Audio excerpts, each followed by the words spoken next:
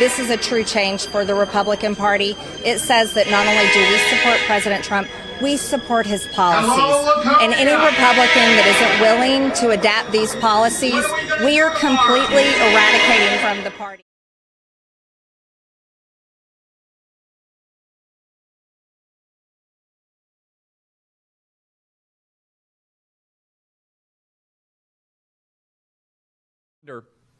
In fact, you know, if we would have said 3 weeks ago, Blake, if we would have said that Joy Reid and Michelle Obama and Sheila Jackson Lee and Ketanji Brown Jackson were affirmative action picks, we would have been called the racist.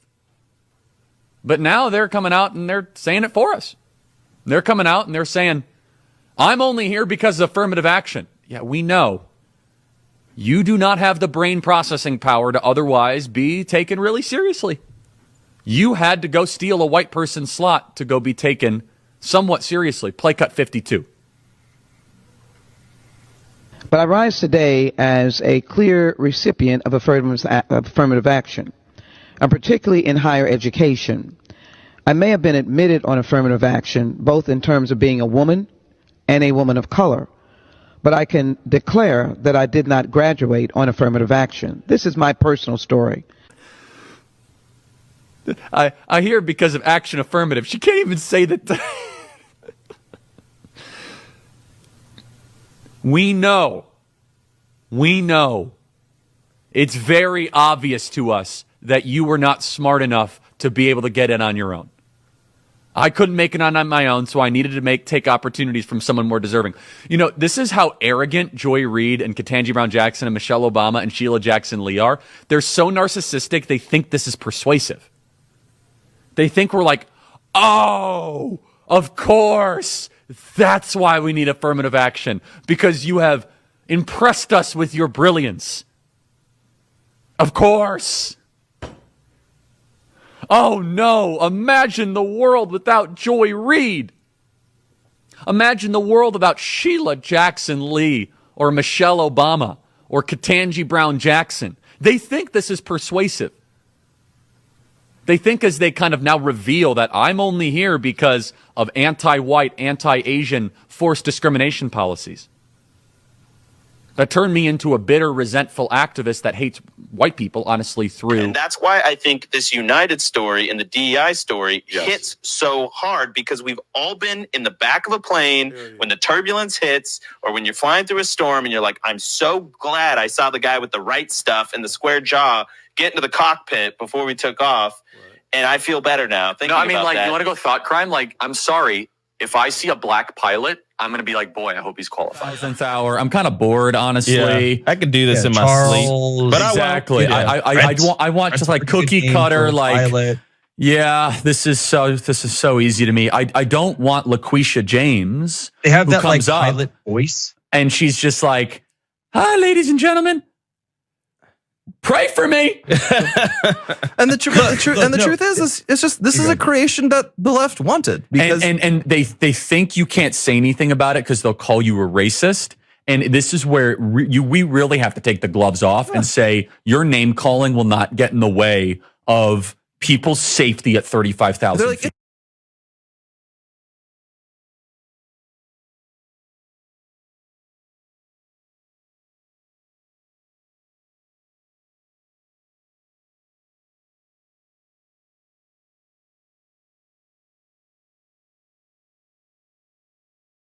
Beginning part. The country was founded on racism or slavery, which it was not. And you leave that for your children. Then they will say, to the senator's point, that you don't find the term critical race. Just quote a line or two. This country was built on slavery, which means slaves built this country. And goes on to talk about why that creates a foundation, a moral foundation for reparations. Now, this may seem like inarguable, which is to say self-evident.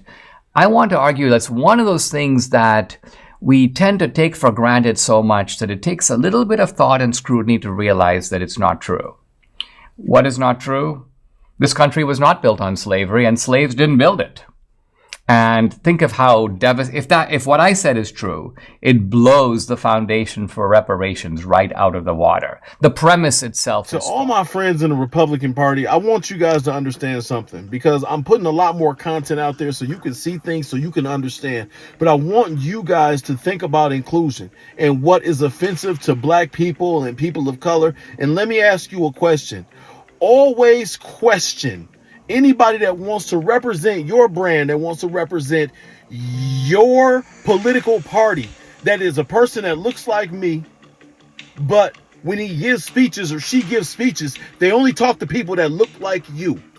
What does that say about a person's character if they are not convinced enough of their convictions of your party's policies that they won't even try to share it with their own people? That's the problem.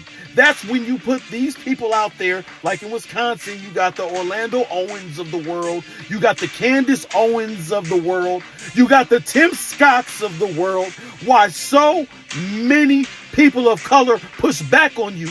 Because you want to put out the worst of my race. It is offensive, and people, until you do, you will not get any black votes. And I want to say that to you this morning.